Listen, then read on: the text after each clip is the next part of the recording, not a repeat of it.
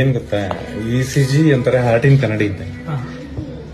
ನಿಮಗೆ ಹಾರ್ಟ್ ಅಲ್ಲಿ ಏನೇ ಸಮಸ್ಯೆ ಇದೆ ಅಂತ ಗೊತ್ತಾಯ್ತು ಅಂತ ಹೇಳಿದ್ರು ಇಮಿಡಿಯೇಟ್ ಆಗಿ ECG ಅಲ್ಲಿ ರಿಫ್ಲೆಕ್ಟ್ ಆಗುತ್ತೆ, ಗೊತ್ತಾಗ್ಬಿಡತ್ತೆ. ಸೊ ಈ ECG ನಾರ್ಮಲ್ ಆಗಿದೆ, ಭಯ ಪಡೋಂಥದ್ದಿಲ್ಲ. ಆದ್ರೆ ಚೆಸ್ಟ್ ಪೇನ್, ಹಾರ್ಟಿನ ಚೆಸ್ಟ್ ಪೇನ್ ಹೆಂಗ್ ಬರುತ್ತೆ ಗೊತ್ತಾ? ಹೃದಯಾಘಾತ ಆದಾಗ ಅಥವಾ ಹಾರ್ಟ್ ಅಟ್ಯಾಕ್ ಆದಾಗ ಚೆಸ್ಟ್ ಪೇನ್ ಹೆಂಗ್ ಬರುತ್ತೆ ಅಂತ ಹೇಳಿದ್ರೆ ಈ ಸೆಂಟರ್ ಜಾಗದಲ್ಲಿ ಬರ್ಬೋದು, ಮಧ್ಯದಲ್ಲಿ ಭಾರಿ ಜೋರು ಇರುತ್ತೆ. ಆನೆ ಕಾಲು ತುಳಿದ್ರೆ ಹೆಂಗೆ ನಿಮ್ಗೆ ನೋವಿನ ಅನುಭವಿಸ್ತಿರಲ್ಲ, ಅಷ್ಟು ಜೋರು ನೋವು ಇರುತ್ತೆ. ಆಮೇಲೆ ಇಲ್ಲಿಂದ ಬರ್ಬೋದು, ಇಲ್ಲಿ ತನಕ ಮೇಲೆ ಹೋಗ್ಬೋದು, ಜಾಲೈನಿಗೆ ಹೋಗ್ಬೋದು. ಆಮೇಲೆ ಎಡಭಾಗ ಕಿವಿ, ಕುತ್ತಿಗೆ, ಕೈ ಇದೆಲ್ಲ ಹರಿಯುತ್ತೆ, ಸಿಕ್ಕಾಬಿಟ್ಟೆ ಹರಿಯುತ್ತೆ.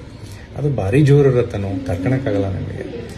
ಆವಾಗ ಅಕಸ್ಮಾತ್ ಆ ಥರದ್ದು ನೋವು ಏನಾದರೂ ನಿಮಗೆಲ್ಲ ಯಾರಿಗಾದ್ರೂ ನಿಮ್ಮ ಮನೆ ಅಕ್ಕಪಕ್ಕದಲ್ಲಿ ಅಥವಾ ನಿಮ್ಮ ಫ್ಯಾಮಿಲಿಯಲ್ಲಿ ಆ ಥರದ್ದು ಏನಾದರೂ ನೋವು ಕಂಡು ಬಂದರೆ ಅವ್ರನ್ನ ಬದುಕಿಸ್ಬೋದು. ಎಷ್ಟೋ ಸಲ ಏನಾಗುತ್ತೆ, ಗ್ಯಾಸ್ಟ್ರಿಕ್ ಔಷಧಿ ಕುಡಿಯೋದು, ಮೆಡಿಕಲ್ ಶಾಪಲ್ಲಿ ಗ್ಯಾಸ್ಟ್ರಿಕ್ ಮಾತ್ರ ನಮಗೆಲ್ಲ ಮಾಡ್ತಾರೆ.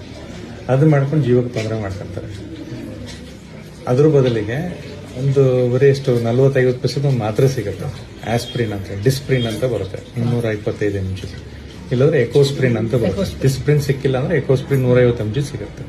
ಅದು ಎರಡು ಮಾತ್ರ ನುಂಗ್ಸಿದ್ರಿ ಅಂದ್ರೂ ಅದು ರಕ್ತನ ತಿಳಿ ಮಾಡುತ್ತಾ, ತಿಳಿ ಮಾಡಿದ್ದು ನಿಮ್ಗೆ ಹಾಸ್ಪಿಟಲ್ ಕರ್ಕೊಂಡು ಹೋಗೋ ತನಕ ಅಟ್ಲೀಸ್ಟ್ ಅವ್ರ ಜೀವಕ್ಕೇನೋ ತೊಂದರೆ ಕೊಡೋದಿಲ್ಲ.